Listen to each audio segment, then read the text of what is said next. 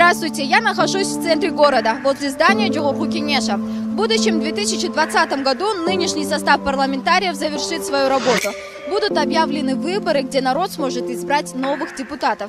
Какая из политических партий самая популярная? Кому из нынешних депутатов доверяет народ?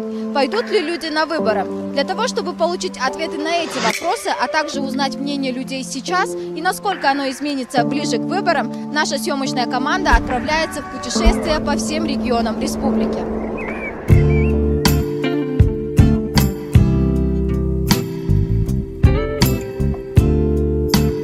Burada bilesin, yerlerde satıp alıp, konsert koyup degендей. Men hazır çıkan memlelerden, siyasatçılardan Adakan Madumarov menen Sadır Japarov, Melis Murzakhmatov'u koldoyum da. Жанар Акаев менен Мамбетов деген. Как вы считаете, какая партия очень хорошо работает на сегодняшний день? По-моему, не одна. Пенсионеры как были голодающие, так и остаются голодающие. Что в октябре месяце 300 сомов добавили? У меня сейчас пенсия 3700. Можно прожить месяц на 3700. Заплатив за свет, за воду. И с чем я остаюсь?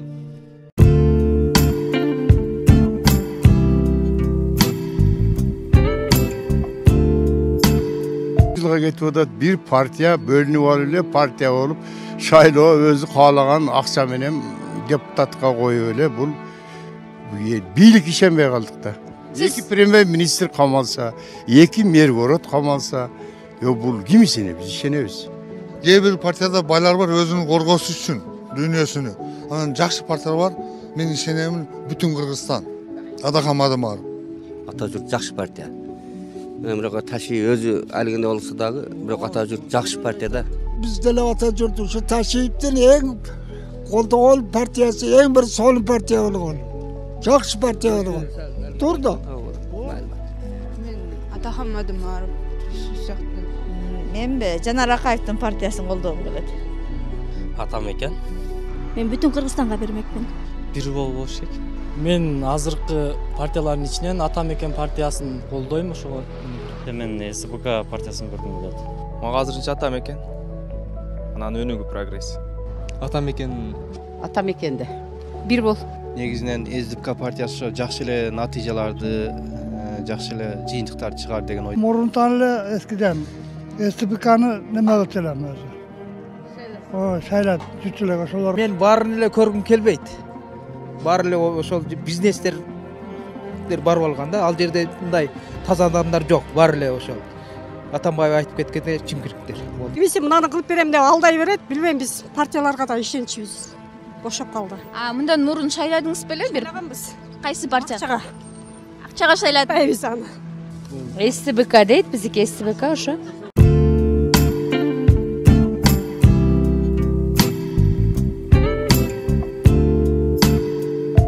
Арасынан ким өзүнүн жумушун так туура аткарып атат деп ойлойсуз? Менимче Момбеков менен Жанар Акаев го. Партиялардан Атамекен үчүн эметкем. Өзү ошол партияны жактырып, оппозицияда жүрсө дагы жакшы как саясатчы катары мен Текебаевди сыйлайм. Өнүгүүнү көрүшүм болот. Атажурт республика болот. Аткарса анча-мынча аткарышы мүмкүн, бирок толук аткара алган жок деп ойлойм. Жумушун так аткарган азыркы депутат Жанар Акаев мен жакшы депутат, жумушун так аткарган депутат деп ойлойм. Да, Рыскелди Чыныбекович. СТПКда? СТПК беремиз жооп. Замандаш, анан бүтүн Кыргызстан. Депутаттардын арасынан жумушун так аткарып аткан депутат ким деп ойлойсуз парламент? Мен Курманкул Зулушевду белгилеп кетем. Мыктыбек Абдулдаев, ошондой немелер кайрадан мындай бир дагы келсе, ошондой адамдар неме болот.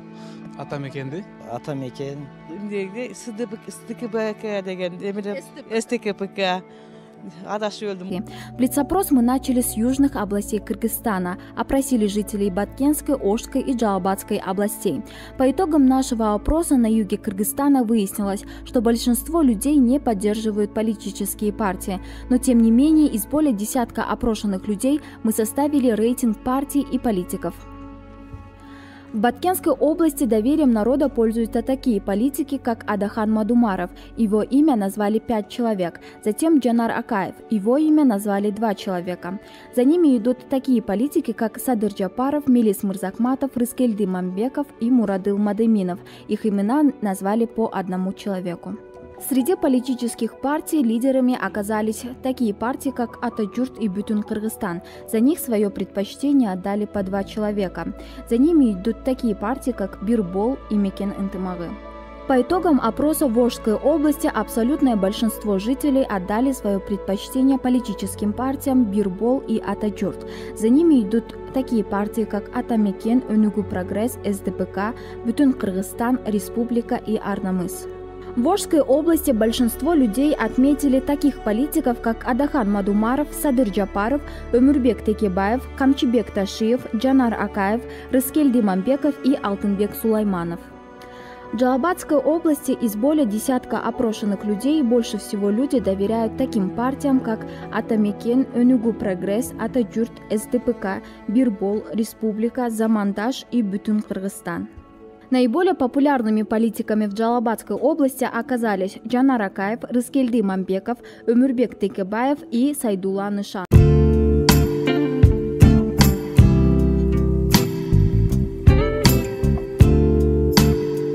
СДК партиясын эле. Негизи Атамекенди колдоп жүрөм. Ушунча жана 120 депутаттын деле кереги деле жок экен. Я думаю, СДПК эле. Партиялардан жакшы иш алып барып атканда мен билгенден Атамекен партиясы болуш керек. Атамекенге. Кана Кыргызстандын жыргатып ийгени. Мен үчүн Атамекен партиясы жагат да, мага Атамекендин Текебаевдин партиясы жагат да. Бекенчил партиясы Садыр Нуркожоевич. Азыр жаңы жаштар чыгып атпайбы, Жанар Акаев деген сыяктуулар. Ошолорго неме кылат элек да. Кийинки депутаттарга ишенич деле болбой калды азыр. Жанар Акаев менен Рыскелди Момбеков. Рыскелди Момбеков. СДПК жакшы иштеп атканмын, анан калганын биле албайм. Кыргызстан партиясы жакшы. Өзүңүзгө жаккан ошо азыр? СДПК нормально. Азыр жанагы Рыскелди Момбеков анан Жанар Акаевден башкасы жөнүнө эптеп эле жүрүшөт. Эми депутат жанагы эме депутаттар сүйлөй албай атат, орусчасын орусча сүйлөй албай атат, кыргызчасын кыргызча сүйлөй албай айтат. Мындан Шыкмаматов жакшы иштеп атат. Жана Рыскелди Момбековду мындай чынындачы. По итогам нашего опроса в Нарынской области многие люди поддержали политическую партию Атамекен. За эту партию свое предпочтение отдали 8 человек. На втором месте политическая партия СДПК – 5 человек. И на третьем месте такие политические партии, как Бирбол, Республика, Мекенчиль, Кыргызстан, Өнүгүү Прогресс и Замандаш. За эти партии люди отдали по 1 голосу. Ну а доверием народа пользуются такие политики, как Джанар Акаев и Рыскелди Мамбеков. Их имена назвали по 7 человек. На втором месте по популярности Садыр Джапаров. Его имя назвали 4 человека. Имена таких политиков, как Алмамбет Шыкмаматов, Эльвира Сурабалдиева, Мирлан Бакиров и Аида Исмаилова назвали по 1 человеку.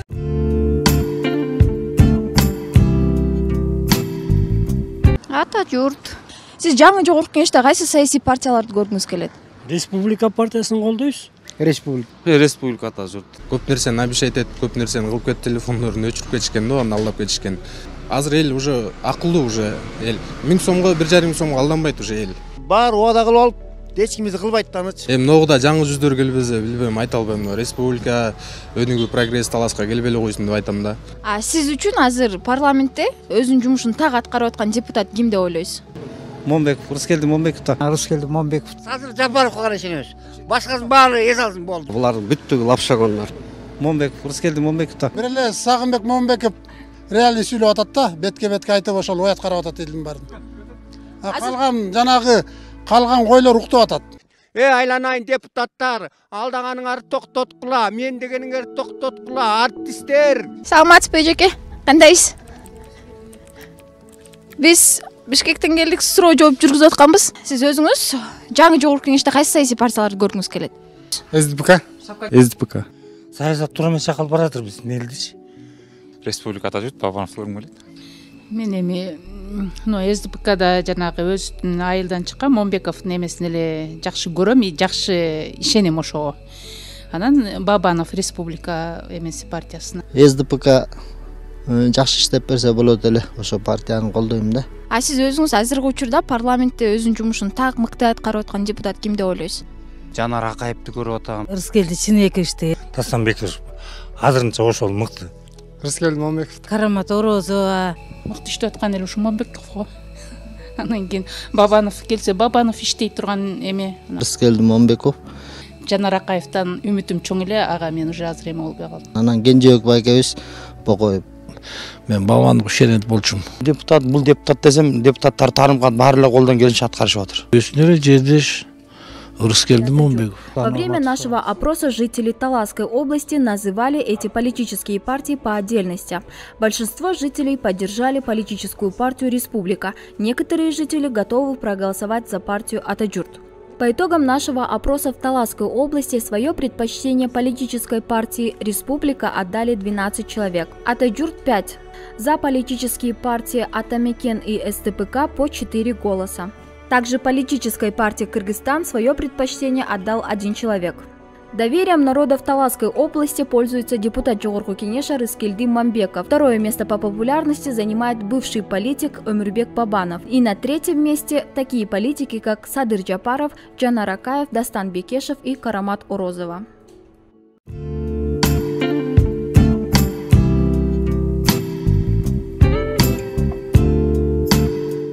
Жогорку Кеңештин саясий партиялардын рейтингин тактап жүрөбүз да. Сиз жаңы Жогорку Кеңеште кайсы саясий партияларды көргүңүз келет эле? Мен эч кандай партияны эле көргүм келбейт. Эми биз СДПКга беребиз го. Голосовать открылыктын жизни вообще. Эмнеге? За кого голосовать там? Ким жакшылык кылыптыр бул мамлекетибизге ким? Мен СДПКдамын, СДПКны эле көргүм келет. Атамекенге эле бергим келет. Атамекен, скорее всего. СДПК эле жакшы, биз ошону эле башында эле ошону шайлап, ошодо эле келе атабыз. СДПК. СДПКны. Атамбай жөнүнө камап койдуңар да. Ал киши биздин сый киши болчу мына. Парламентте азыркы учурда жумушун так аткарып аткан депутат ким деп ойлойсуз? Менимче Момбеков эле болуш керек, мындайча өткөндө. Рыскелди Момбеков эле молодец, калган эптеп эле. Биз баштан СДПКны колдойбуз, конечно. СДПК да. СДПК. Мага негизи Атамекен жакшы. Бир да партиянын жакшы иштеп атканын көрө элек, мен ошон үчүн билбейм даже азыр. 3 же 4 партия эле чыкса жакшы болот эле шайлоого. Мекен ынтымагы жагат. Мен момундай уялбай эле айтайын, көлгө 2 туалет салды элек, же билесизби сиз? Мен Мекен ынтымак партиясын колдойм. Вот как говорится, если был бы у нас хороший хан, который поднял бы нашу страну, тогда другое дело. Я пошел бы и за него бы свой... Мен де ошол Мекен ынтымагы. СДПК. СДПКны эле көрүш керек, андан башка нормальный партия жок да. Кыргызстан деле? Атамекен. Анан парламентте азыркы учурда жумушун так аткарып аткан депутат ким деп ойлойсуз?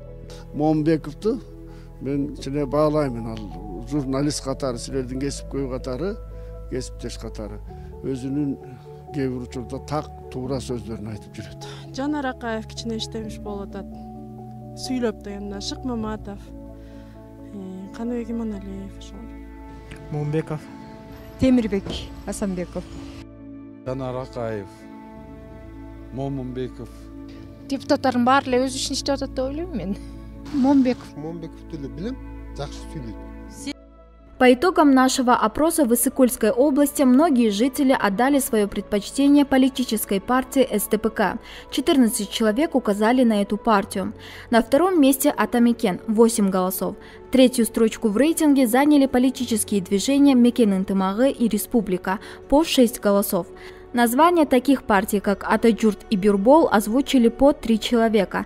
За политическую партию «Кыргызстан» свое предпочтение отдал 1 человек. Доверием народа в Иссык-Кульской области пользуется политик Рыскелди Момбеков. Его фамилию назвали 8 человек. Второе место по популярности занимает Жанар Акаев. 3 человека назвали его фамилию.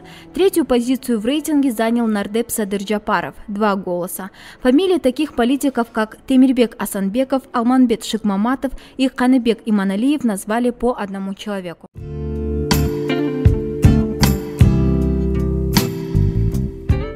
Кайсы саясий партияны колдойт деп суроо жооп кылып аткан. Шайлоо болгондо эмне толке өстөрү менен өстөрүп алып эле былжырашып эле соттошуп эле баарын эле кырып өлүп атат. Бизге эмне? Боло берсин, ким болсо ал болсун.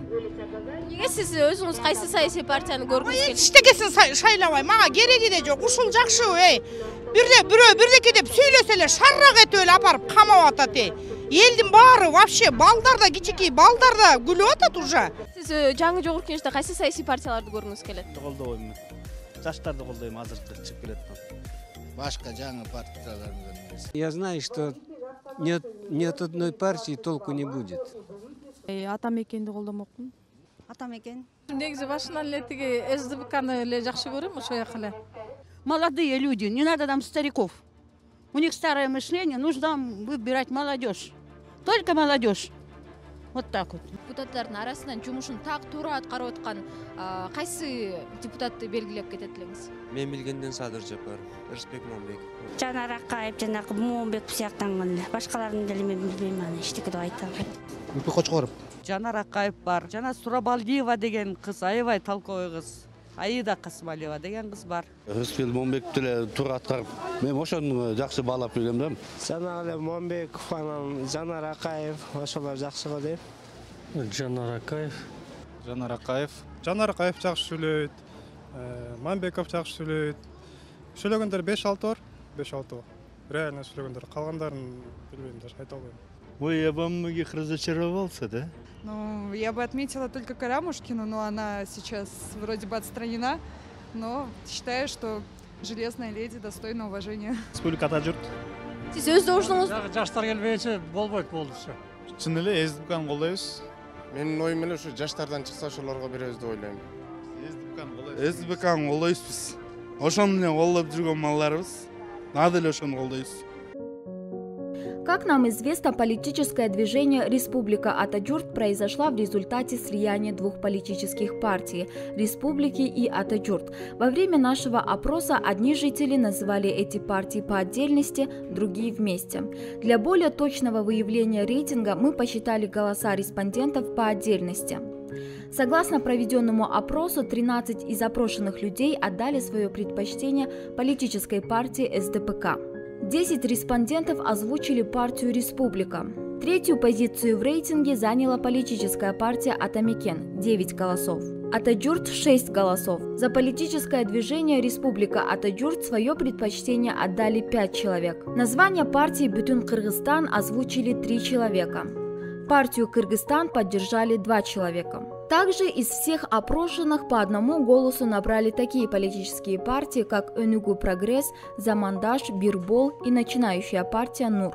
Большим доверием народа пользуется политик Жанар Акаев. Его имя назвали 21 респондентов. На втором месте по популярности Рыскелди Мамбеков – 16 голосов. Третью строчку в рейтинге заняла депутат Жогорку Кеңеша Эльвира Сурабалдиева и бывший политик Өмүрбек Бабанов. 5 человек озвучили их имена. За ними идут такие политики, как Дастан Бекешев – 4 голоса, Садыр Жапаров – 3 голоса.